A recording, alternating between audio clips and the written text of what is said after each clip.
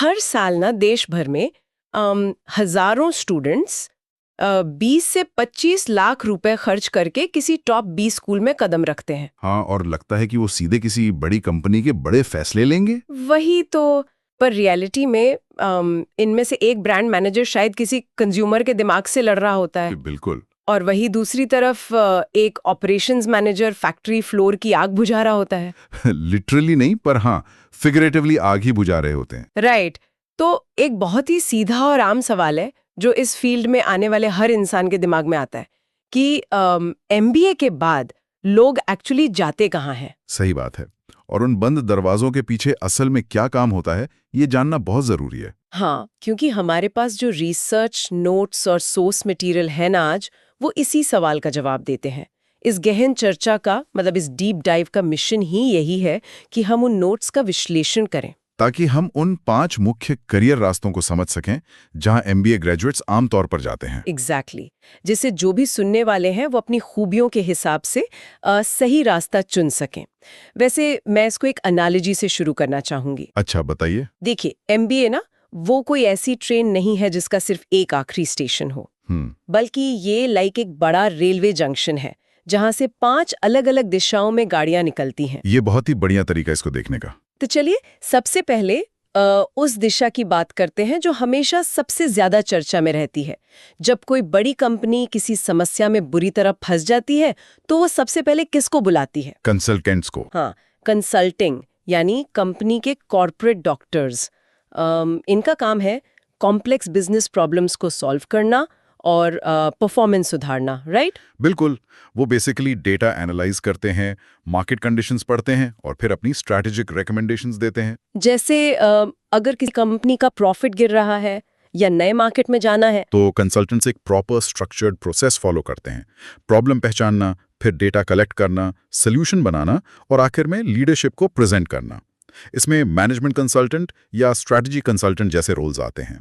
पर यहाँ ना मेरा एक थोड़ा पुशबैक है। अरे बिल्कुल, पूछिए। तो क्या ये एक डिटेक्टिव और डॉक्टर का कॉम्बिनेशन है जो पहले बीमारी यानी प्रॉब्लम पकड़ता है और फिर दवाई बताता है?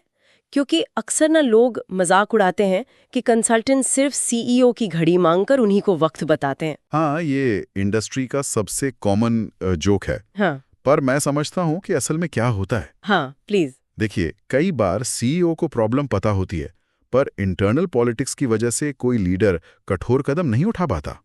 यहाँ कंसल्टेंट्स एक ऑब्जेक्टिव, डेटा ड्रिवन और अनबायस्ड थर्ड पार्टी की तरह आते हैं। ओह, तो वो एक तरह से बाहरी ढाल बन जाते हैं। एग्जैक्टली। और इसलिए इस रोल के लिए ना strong analytical thinking, structured problem solving और बेहतरीन कम्युनिकेशन स्किल्स सबसे जरूरी हैं, ताकि वो बोर्ड को कन्विंस कर सकें। समझ गए। तो अगर कंसल्टिंग किसी कंपनी का दिमाग है यानी स्ट्रैटेजी है, तो उस कंपनी का खून क्या है? खून तो ऑब्वियसली पैसा ही है। वही पैसा। बिना पैसों के कोई स्ट्रैटेजी काम नहीं करती ना। तो अगला रास्ता आता है फाइनेंस का। नंबर्स और पैसों का खेल। बिल्कुल। फाइनेंस का मुख्य फोकस ही पैसों का मैनेजमेंट, इन्वेस्टमेंट्स और फाइनेंशियल प्लानिंग पर होता है। यानी फाइनेंशियल स्टेटमेंट्स एनालाइज करना, फ्यूचर रेवेन्यू फोरकास्ट करना और बजट मैनेज करना। हाँ, और सबसे जरूरी बात, कैपिटल कहाँ लगाना है ये तय करना।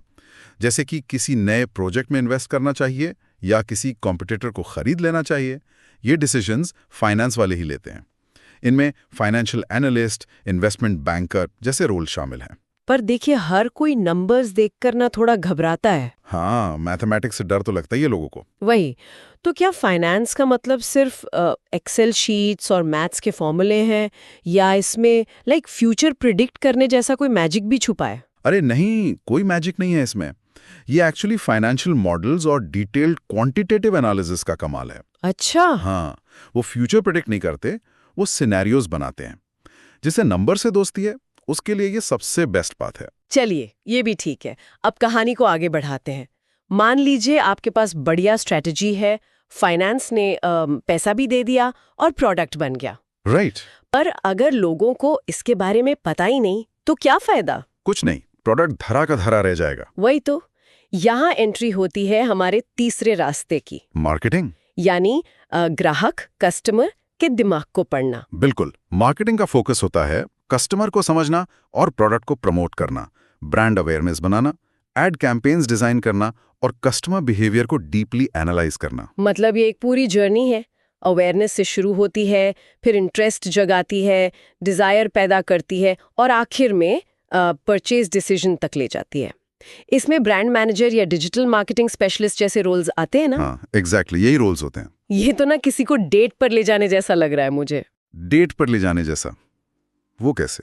अरे पहले अपनी तरफ ध्यान आकर्षित करो, मतलब अवेयरनेस, फिर बातों से इंटरेस्ट जगाओ और आखिर में रिलेशनशिप या परचेज तक बात ले जाओ, है ना? हाँ, ये एनालॉजी बहुत शानदार है। और हाँ, इसकी गहराई में जाएं तो इसीलिए मार्केटिंग में सिर्फ क्रिएटिविटी नहीं चाहिए होती। तो और क्या चाहिए? कंज्यूमर साइकोलॉजी को समझना बहुत जरूरी है। सही मैसेज सही लोगों तक पहुंचाना एक मार्केटर की सबसे बड़ी जिम्मेदारी होती है। ये एक लंबा खेल है। सही बात है। तो मार्केटिंग ने डिमांड तो बना दी, लोगों को प्रोडक्ट चाहिए, लेकिन अब उस डिमांड को पूरा कैसे करेंगे? वही सही टाइम पर और कम से कम खर्चे में प्रोडक्ट कस्टमर तक कैसे पहुंचेगा। यहां से हमारा चौथा रास्ता खुलता है, ऑपरेशंस मैनेज करना, ताकि कंपनी एफिशिएंटली और कॉस्ट इफेक्टिवली काम करे। यानी सप्लाई चेन मैनेज करना, लॉजिस्टिक्स देखना और टाइमली डिलीवरी सुनिश्चित करना। बिल्कुल।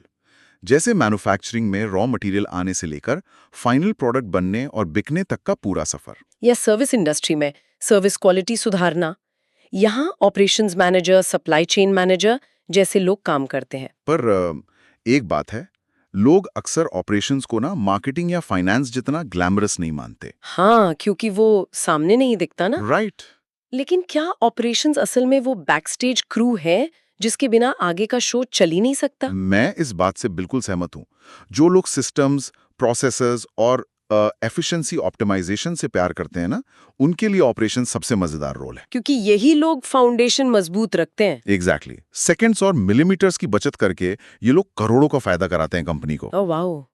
अच्छा, अब इन 4 ट्रेडिशनल रोल्स के बीच ना आजकल एक और रोल तेजी से उभर रहा है। हाँ, प्रोडक्ट मैनेजमेंट। वही, जो इन सबको आपस में जोड़ता है। आजकल स्टार्टअप्स और टेक कंपनीज का सबसे पसंदीदा रोल है ये। यानी प्रोडक्ट के मिनी सीईओ। बिल्कुल सही नाम दिया गया है इनको। इनका फोकस होता है बिजनेस, टेक्नोलॉजी और यूजर एक्सपीरियंस यानी यूएक्स के इंटरसेक्शन पर काम करना। ऐसे प्रोडक्ट्स बनाना जो कस्टमर की समस्या को एक्चुअली सॉल्व करें। यानी कस्टमर की जरूरत पहचानना, फिर डिजाइन और इंजीनियरिंग टीम्स के साथ मिलकर प्रोडक्ट बनाना, मार्केट में लॉन्च करना और उसके बाद यूजर फीडबैक लेकर आगे के वर्जन्स सुधारना। इसमें एसोसिएट प्रोडक्ट मैनेजर या ग्रोथ प्रोडक्ट मैनेजर के रोल्स आते हैं। इन्हें मिनी सीईओ इसलिए कहते हैं क्योंकि ये इंजीनियरिंग, मार्केटिंग, सेल्स और कस्टमर सपोर्ट के बीच तालमेल बनाते हैं। पर इस फ्रेज पर ना मेरा एक सवाल है। पूछिए। ये जो मिनी सीईओ टाइटल है, ये सुनने में तो बहुत कूल और पावरफुल लगता है, पर क्या इनके पास सच में सीईओ जैसी अथॉरिटी होती है? या फिर ये सिर्फ जिम्मेदारी का पहाड़ है जहां आपको सबसे काम निकलवाना है पर पावर आपकी किसी पर नहीं है? आपने बहुत शानदार पॉइंट उठाया है। इसको थोड़ा अनपैक करते हैं। यही तो इस रोल का सबसे बड़ा चैलेंज और खूबी है। अच्छा। हाँ, इनके पास लोगों को हायर या फायर करने की डायरेक्ट पावर नहीं होती। आपके पास पावर हो या ना हो, आपको बिजनेस स्ट्रैटेजी और टेक दोनों की समझ होनी चाहिए ताकि आप सबको एक विजन पर चला सके। इसको कहते हैं लीडरशिप विदाउट अथॉरिटी। ओह, मतलब आपको अपने इन्फ्लुएंस और डेटा से लोगों को मनाना पड़ता है। एग्जैक्टली। हर डिपार्टमेंट की भाषा बोलनी आनी चाहिए इनको। ये तो काफी चैलेंजिंग लग रहा है। तो अगर हम इन सबको समेटें, सारे रोल समझने के बाद बात इस पर आती है कि एमबीए करने के बाद एक स्टूडेंट तय कैसे करे कि उसे कहाँ जाना है? मैं इसको जल्दी से समराइज कर देता हूँ। देखिए, अगर प्रॉब्लम सॉल्विंग और स्ट्रैटेजी पसंद है तो कंसल्टिंग। अगर न्यूमेरिकल एनालिसिस और फाइनेंशियल डिसीजंस में मजा आता है तो फाइनेंस। क्रिएटिविटी और कस्टमर बिहेवियर अट्रैक्ट करता है तो मार्केटिंग। राइट। प्रोसेस मैनेजमेंट और एफिशिएंसी पसंद है तो ऑपरेशंस। और अगर टेक, यूएक्स और बिजनेस स्ट्रैटेजी का मिक्स चाहिए तो प्रोडक्ट मैनेजमेंट। यानी ये चुनाव पूरी तरह से उस व्यक्ति की अपनी खूबियों, उसकी दिलचस्पी और लॉन्ग टर्म करियर गोल्स पर निर्भर करता है। बिल्कुल।